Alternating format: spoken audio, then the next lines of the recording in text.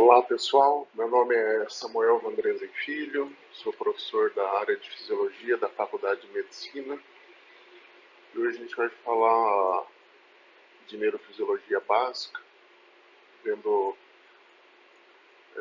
alguns aspectos mais gerais do sistema nervoso. A gente vai começar falando dos componentes celulares do sistema nervoso, depois a gente vai fazer uma breve revisão da anatomia macroscópica do sistema nervoso. Pois bem. Então, o sistema nervoso ele é composto basicamente de dois tipos de células, né? Os neurônios e a outras células chamadas de células da glia, ou simplesmente glia. Os neurônios eles são células, como vocês já estudaram previamente, são células eletricamente excitáveis, ou seja, elas podem modificar o seu potencial de membrana quando excitadas eletricamente. Através dessa propriedade, elas são capazes de processar e transmitir informações, né, na forma de potenciais de ação ou impulso nervoso. Histologicamente, a gente pode observar quatro estruturas principais dos neurônios. Tá? Quais seriam essas estruturas principais? Inicialmente, a gente tem os dendritos, marcados aqui, tá? E a gente tem o soma ou corpo celular. É nessa região do corpo celular do neurônio onde se encontra toda a maquinaria para a síntese proteica dessa célula. Então, as outras regiões não possuem capacidade de sintetizar proteínas, somente o corpo celular do neurônio é capaz disso. Então, além do dendrito e do corpo celular, a gente também tem esse ramo único aqui chamado de axônio. O axônio depois ele se ramifica, né, dando origem aos botões terminais ou terminais axônicos, que é onde ocorre a sinapse com outro neurônio ou outro tipo celular. Normalmente, né, o mais comum de se ocorrer como que é o fluxo de informação no neurônio. Então, normalmente ocorre sinapse, né, esse neurônio recebe sinapse na região dos dendritos, né, onde então vai ocorrer uma despolarização. Essa despolarização então percorre todo o comprimento dos dendritos, passa pelo corpo celular, atingindo essa região inicial do axônio, que é chamada de cone de implantação coneaxonal. Essa região é uma região muito rica em canais de sódio dependentes de voltagem. Então essa é a região que tem a maior probabilidade de gerar potenciais de ação do neurônio. Uma vez então que se atinge o limiar dessa região aqui, são gerados potenciais de ação. Os potenciais de ação então percorrem toda a extensão do axônio, chegando até os botões terminais, onde vai ocorrer sinapses com outras células.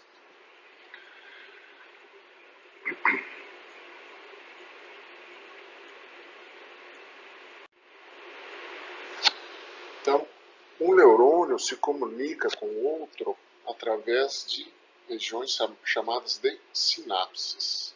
Né? As sinapses elas podem ser de dois tipos, as sinapses elétricas e as sinapses químicas. Aqui em A a gente tem um esquema representando uma sinapse elétrica e aqui em B a gente tem um esquema representando uma sinapse química. Vamos ver primeiro como se dá uma sinapse elétrica. Então a gente tem dois componentes aqui. Esse primeiro seria a célula pré-sináptica e esse segundo aqui uma célula pós-sináptica. Aqui a gente tem um aumento dessa região aqui. Ó. O que a gente pode ver? Então a célula pré-sináptica, célula pós-sináptica. Numa sinapse elétrica, o citoplasma da célula pré-sináptica e da pós-sináptica eles estão comunicados através de proteínas que formam o quê? Junções comunicantes. Então comunicando os citoplasmas dessas duas células. Então essas junções comunicantes formam poros pelos quais é possível a passagem direta de íons ou de pequenas moléculas de uma célula para outra. Uma grande característica, uma importante característica das sinapses elétricas é a velocidade de transmissão. Tá? Então ela é muito rápida. né, correndo de uma célula para outra. Já aqui em B, a gente tem um esquema de uma célula, de uma sinapse química, né? Da mesma forma, a gente tem um neurônio pré-sináptico e um neurônio pós-sináptico. Numa sinapse química, eu não tenho contato físico de uma célula com a outra. Na verdade, então, o que vai ocorrer? Tem um espaço entre as duas células que é chamado de fenda sináptica. Como não há contato físico de uma célula com a outra, a célula pré-sináptica ela precisa sinalizar de alguma forma para a célula pós-sináptica. Isso se dá através da liberação de algumas substâncias pela célula pré-sináptica. Essas substâncias são chamadas de neurotransmissores. Então aqui a gente está vendo nesse esquema aqui da célula pré-sináptica a presença de várias dessas bolinhas azuis que simbolizariam, né, as vesículas sinápticas, que são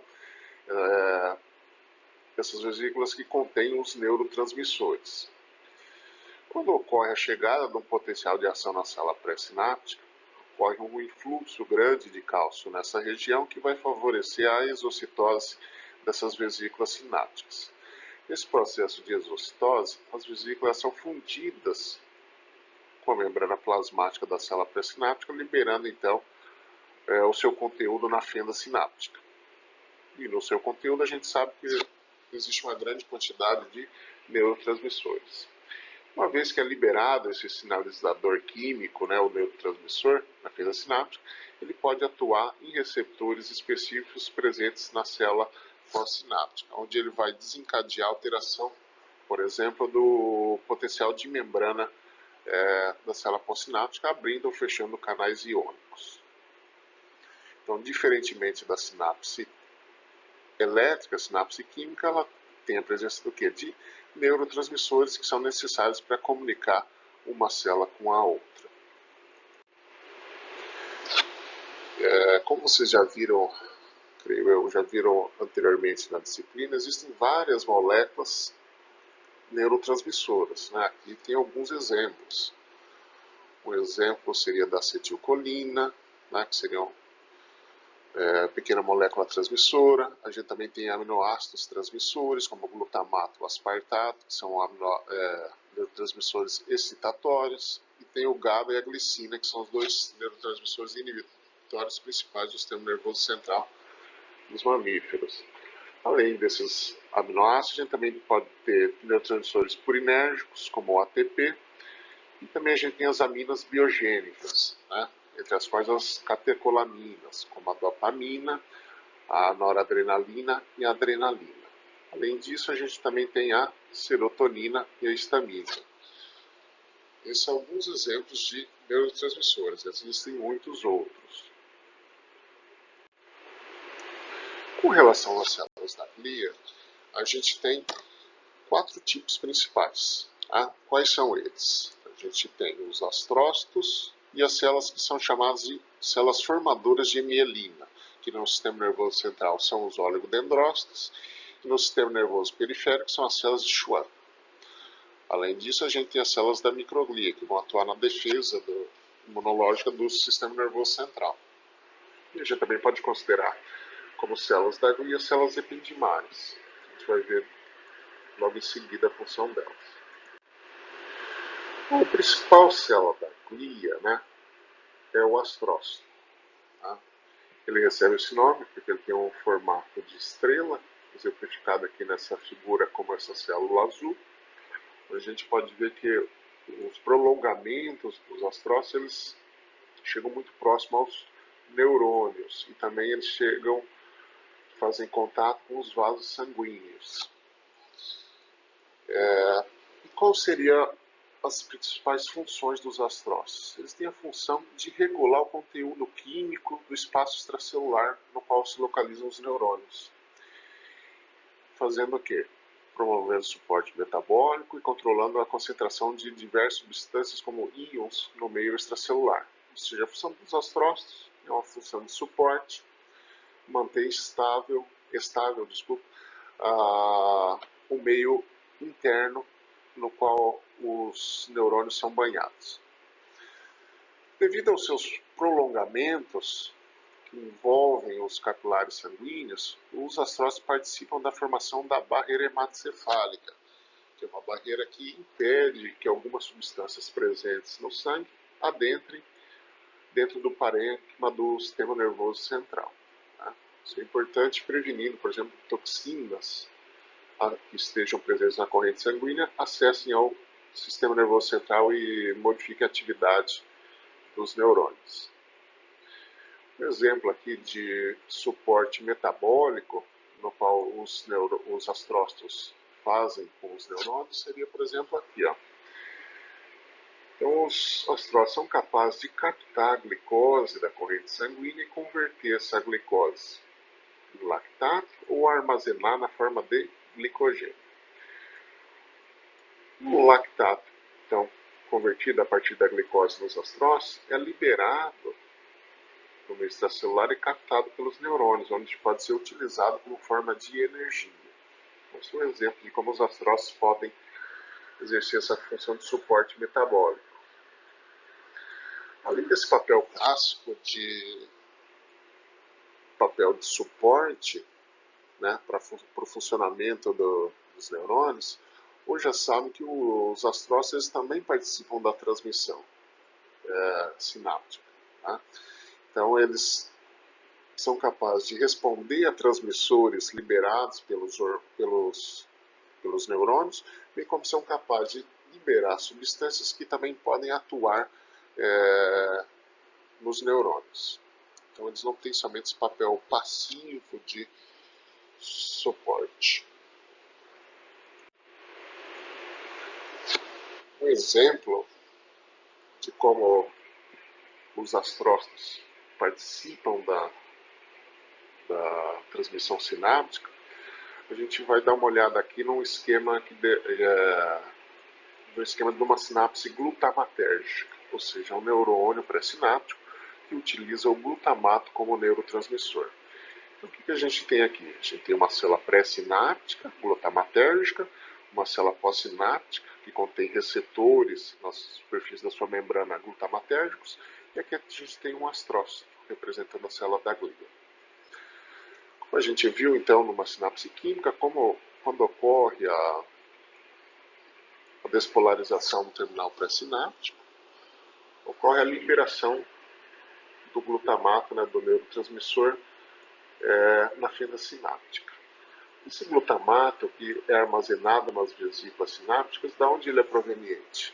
Pode ser proveniente de duas fontes. Pode ser proveniente do ciclo de Krebs, ou ser convertido em glutamato a partir da glutamina, por uma enzima chamada de glutaminase. Então, glutamato proveniente do ciclo de Krebs ou da conversão a partir da glutamina é armazenado nas vesículas sinápticas, e quando ocorre a despolarização do botão terminal, ele é liberado por exocitose na fenda sináptica. Na fenda sináptica, o glutamato liberado pode atuar nos seus receptores presentes na célula pós-sináptica. E como que o glutamato é removido da fenda sináptica? O glutamato é removido da fenda sináptica através de proteínas transportadoras. Então não existe uma enzima, ou não se conhece uma enzima que degrade o glutamato na fenda sináptica. Ele é removido por recaptação. Tá? Então esses transportadores podem estar presentes tanto na membrana neuronal quanto na membrana das células gliais dos astrócitos. Então, o glutamato liberado ele é captado por essas células. Quando o glutamato ele é captado pelas células gliais, pelos astrócitos, essas células têm uma enzima específica de astrócitos que é chamada de glutamina sintetase. O glutamato, então, ele é convertido no astrócito em glutamina. E a glutamina, por sua vez, ela é liberada de novo pelos astrócitos no espaço extracelular, onde ela é recaptada pelo neurônio. Uma vez dentro do neurônio, a glutamina pode ser reconvertida em glutamato. Então, assim a gente pode ver a importância dos astrócitos numa transmissão sináptica. Né? Isso favorece, né, a reutilização dos neurotransmissores. Além dos astrócitos, a gente também tem as células formadoras de mielina, como eu falei para vocês anteriormente, no sistema nervoso central, a gente tem os oligodendrócitos, que formam a mielina, e no sistema nervoso periférico a gente tem as células de Schwann. Os oligodendrócitos são células grandes que, com seus prolongamentos, envolvem os axônios dos neurônios, formando essa bainha de mielina. Tá? Então, um único oligodendrócito pode mielinizar vários neurônios. No sistema nervoso periférico, as células de Schwann já são células menores. Né? Então, identificada aqui em amarelinho, né, formando a bainha de mielina, tem uma única célula de Schwann que vai se enrolar, né, envolvendo o axônio neuronal.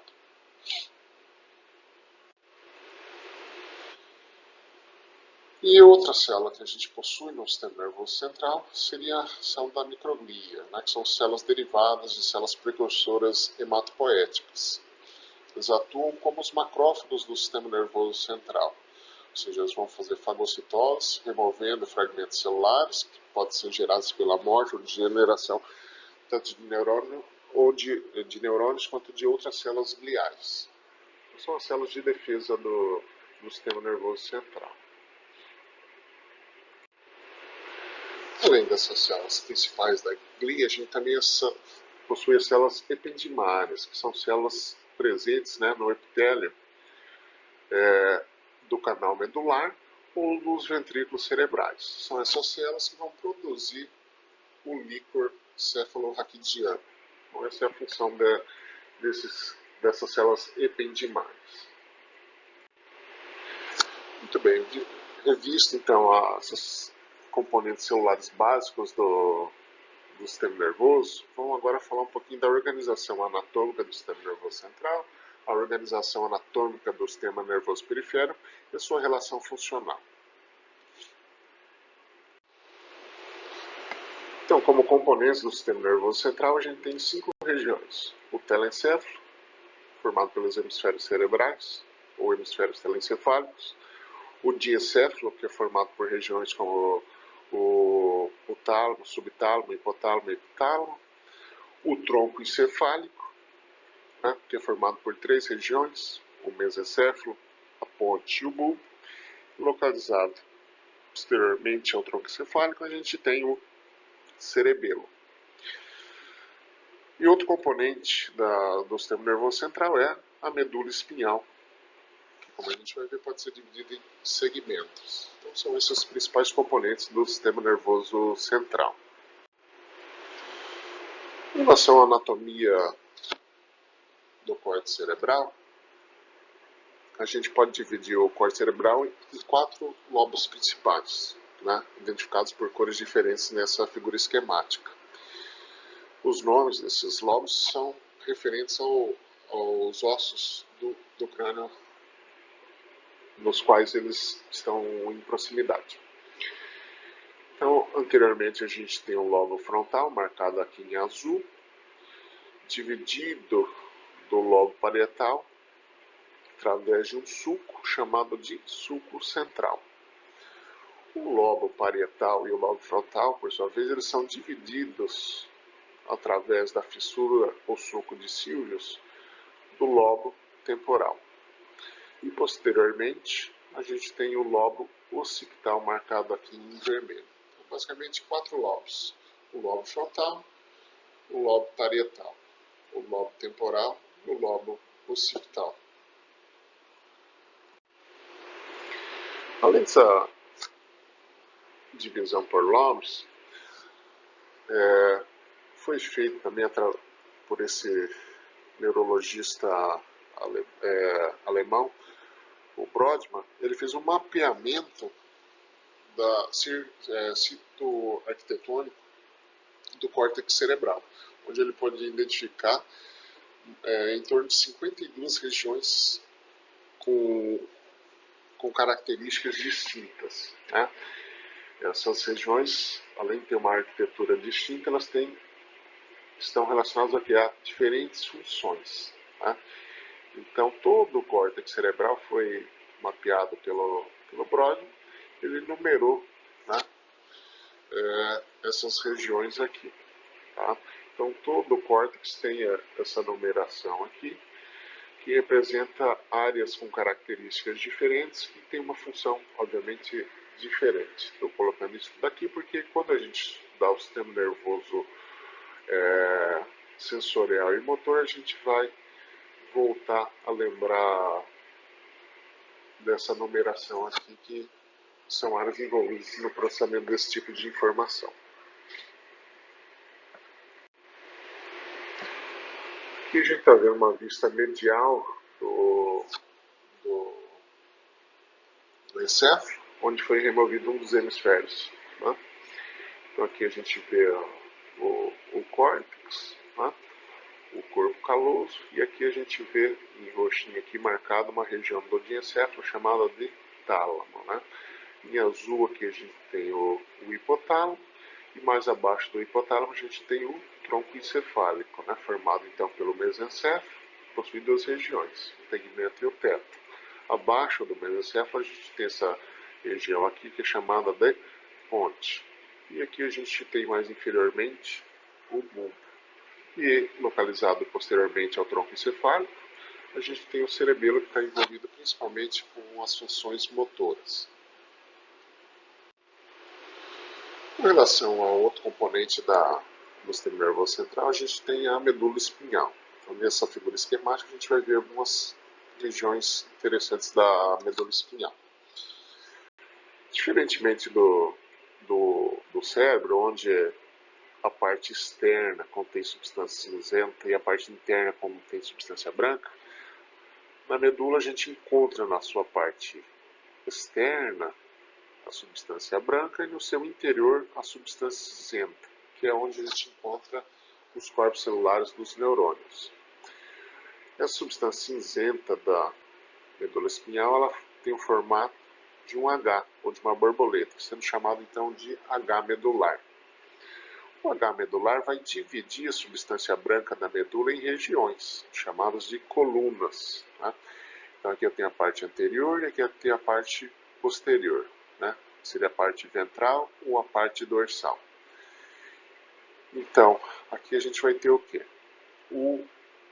A coluna dorsal e aqui nessa região aqui a gente teria a coluna localizada mais lateralmente, chamada de coluna lateral, e anteriormente a substância cinzenta a gente tem a coluna ventral ou coluna anterior. Ao longo de todos os segmentos medulares a gente tem os nervos espinhais, né, formado por duas raízes, uma raiz ventral e uma raiz dorsal. A grosso modo, a raiz ventral é uma raiz motora, enquanto a raiz dorsal é uma raiz sensorial, sensitiva. Tá? Então, as informações chegam na medula pela raiz dorsal e saem da medula através da raiz ventral. Mostrado aqui também nessa figura, a gente tem as meninges, né, que são três. Tá? Seria mais interna a pia mater, depois a gente tem a dura mater e por último a gente tem a aracnoide, e por último a gente tem a dura mater, recobrindo e protegendo essa parte e também o encéfalo atuando como proteção. Tá? O sistema nervoso periférico é formado basicamente por três componentes, né, que seriam os nervos espinhais, os nervos cranianos e o sistema nervoso autonômico. Os nervos espinhais, aqui a gente tem um esquema, né, da medula espinhal, e a gente vê que a medula espinhal ela é dividida em segmentos, né, correspondente às vértebras. Né? Então a gente tem os segmentos cervicais, que são 8 segmentos, depois a gente tem os segmentos torácicos, que são mais numerosos, são 12 segmentos lombares, número de 5, e também 5 segmentos sacrais. Então, para cada um desses segmentos, C1, C2, C3, C4, C5, para cada um tem o quê? Um par de nervos espinhais. Certo?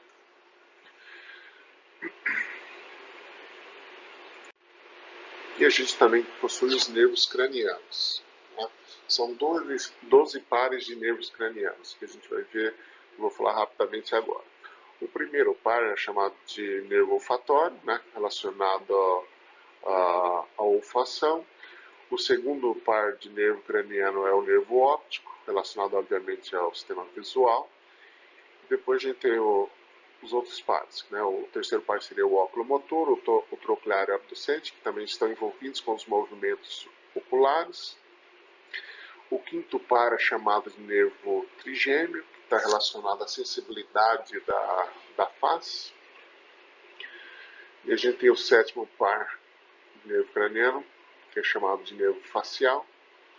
Está relacionado então também em parte à sensibilidade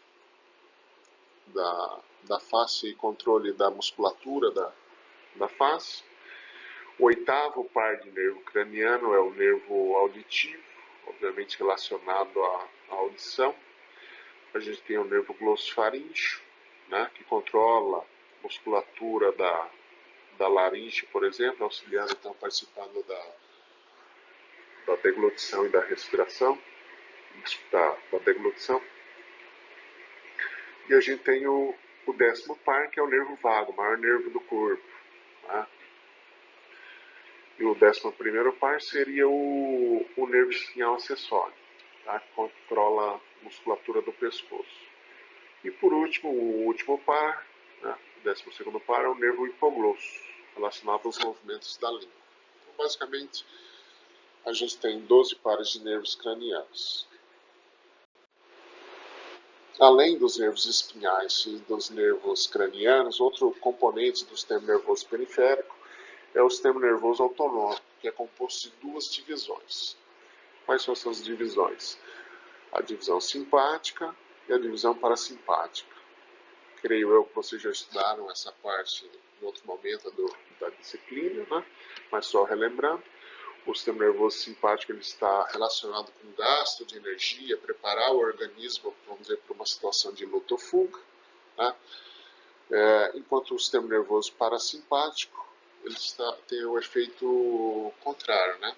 Relacionado mais à digestão e ao armazenamento de nutrientes. Tá?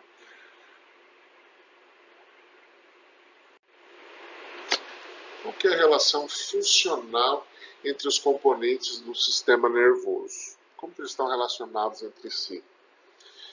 Então aqui nesse esquema a gente tem o sistema nervoso central, marcado aqui em cima. Aqui a gente tem o sistema nervoso periférico. Tá? E aqui embaixo a gente tem os efetores ou os órgãos internos ou o ambiente. Tá? Então, informações sensoriais provenientes, seja dos órgãos internos ou do meio ambiente, são detectadas por receptores sensoriais e conduzidas por nervos do sistema nervoso periférico até o sistema nervoso central. Essas informações são detectadas por receptores, conduzidas pelos nervos espinhais ou cranianos até o sistema nervoso central. Uma vez no sistema nervoso central, essa informação pode ser processada, né? Ela é processada, né? E ela é integrada e o sistema nervoso central estimula a partir daí, né? Os componentes motores presentes no sistema nervoso periférico. Seriam os nervos motores somáticos ou os nervos motores viscerais relacionados então ao sistema parasimpático e simpático. Uma vez então acionado esse sistema motor, no sistema visceral a gente vai ter a inervação dos efetores, que podem ser células musculares lisas, células musculares cardíacas ou glândulas. Enquanto que os efetores do sistema nervoso motor somático são os músculos estriados e esqueléticos. Então essa é a relação funcional entre esses diferentes componentes do sistema nervoso.